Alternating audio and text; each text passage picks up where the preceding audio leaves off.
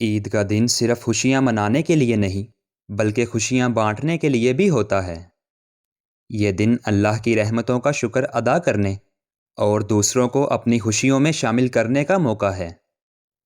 اگر ہم نبی کریم صلی اللہ علیہ وسلم اور صحابہ کرام کی زندگیوں پر نظر ڈالیں تو ہمیں سکھایا جاتا ہے کہ حقیقی خوشی وہ ہے جو دوسروں کے چہروں پر مسکراہٹ لائے۔ عید کے دن ان ہستیوں نے اپنے گھر والوں، یتیموں، مسکینوں اور عام لوگوں کے ساتھ کیسا سلوک کیا، یہ جان کر ہمارا دل بھی محبت اور ہمدردی سے بھر جائے گا۔ تو ناظرین، آج ہم آپ کو چند ایسے واقعات سنائیں گے جو ہمیں بتاتے ہیں کہ عید کی اصل خوشی دوسروں کے لیے جینا ہے۔ تو آئیے آغاز کرتے ہیں اپنی آج کی اس ویڈیو کا۔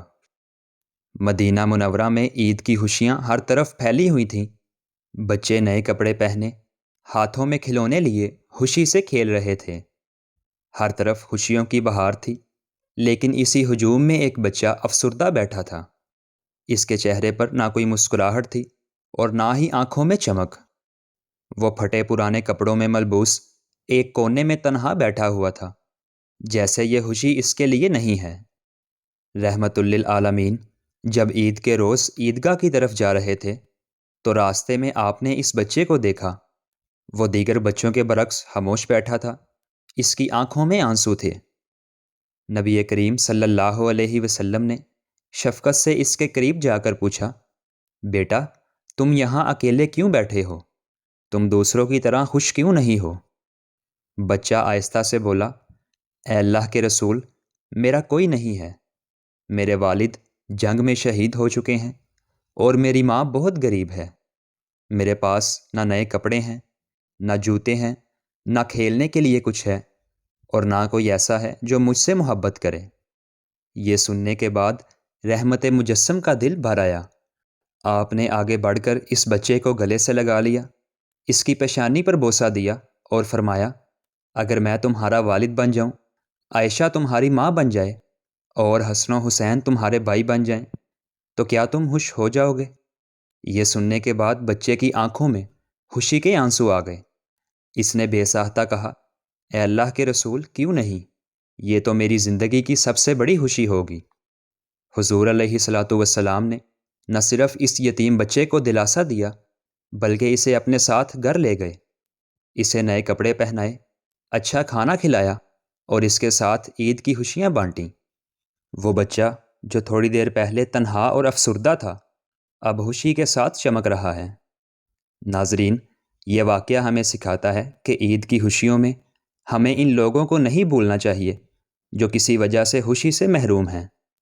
خاص طور پر یتیموں اور نادار لوگوں کی مدد کرنی چاہیے، کیونکہ یہی سنت رسول ہے۔ ناظرین، عید صرف اپنے لیے خوشی منانے کا نام نہیں بلکہ اپنے گھر والوں کو بھی خوش رکھنے کا دن ہے۔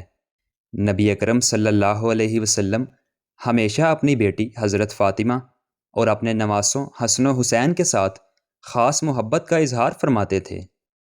عید کے دن نبی کریم صلی اللہ علیہ وسلم اپنی بیٹی حضرت فاطمہ کے گھر تشریف لے گئے۔ حضرت حسن اور حسین آپ کی طرف دوڑے تو نبی کریم صلی اللہ علیہ وسلم نے انہیں گود میں اٹھایا اور پیار سے فرمایا، یہ دونوں جنت کے نوجوانوں کے سردار ہیں۔ پھر حضرت فاطمہ سے پوچھا، بیٹی، تم نے عید پر کوئی صدقہ دیا ہے؟ تو حضرت فاطمہ نے فرمایا، ابا جان، میرے پاس کچھ نہیں ہے۔ تو اس وقت حضور علیہ الصلاۃ والسلام نے فرمایا، بیٹی، یاد رکھو، عید کی خوشی اس وقت مکمل ہوتی ہے جب ہم دوسروں کے لیے بھی خوشی کا سبب بنیں۔ اس واقعے سے بھی ہمیں یہ سبق ملتا ہے کہ ہمیں عید کے موقع پر مجبور اور نادار لوگوں کی مدد کرنی چاہیے، کیونکہ یہی اللہ کے نبی کی سنت ہے۔ ناظرین، کیا عید صرف ان لوگوں کے لیے ہے جن کے پاس دولت ہو؟ کیا وہ لوگ جو غریب ہیں، ان کا عید پر کوئی حق نہیں؟ حضرت عمر کا یہ واقعہ ہمیں سکھاتا ہے کہ عید اس وقت مکمل ہوتی ہے جب سب کے چہرے خوشی سے کھل اٹھیں۔ حضرت عمر رضی اللہ تعالی عنہ عید کی رات مدینہ کی گلیوں میں گشت کر رہے تھے کہ انہوں نے ایک گھر سے بچوں کے رونے کی آواز سنی۔ جب اندر جا کر دیکھا تو ایک ماں پانی میں پتھر ڈال کر چولہے پر چڑھائے بیٹھی تھی۔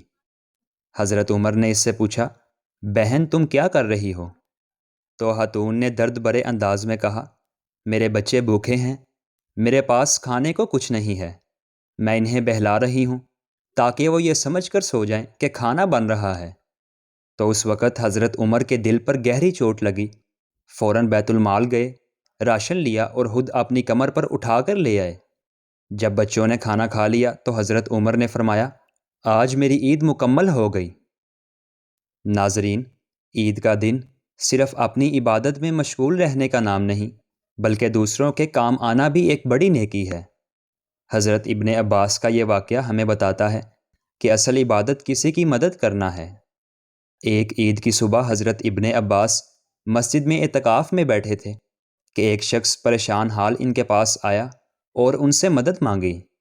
حضرت ابن عباس فوراً مسجد سے نکلے اور اس شخص کے ساتھ چل دیے۔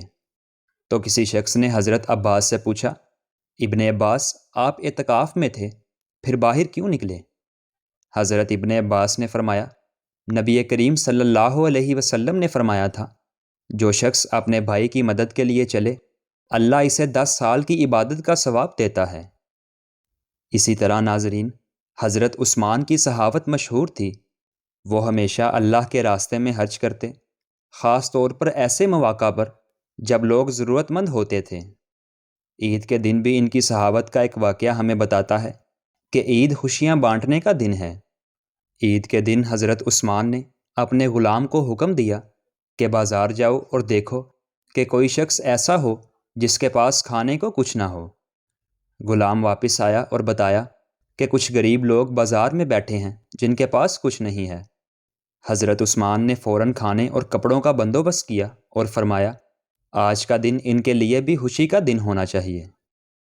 تو ناظرین، یہ وہ مقدس ہستیاں ہیں جنہوں نے ہمیں سکھایا کہ عید صرف اپنی خوشی کے لیے نہیں بلکہ دوسروں کے لیے بھی جینا ہے۔ آئیے اس عید پر ہم بھی کسی غریب، کسی یتیم اور کسی مجبور کی مدد کریں تاکہ ہماری عید بھی مکمل ہو جائے۔ اللہ ہمیں اس پر عمل کرنے کی توفیق دے۔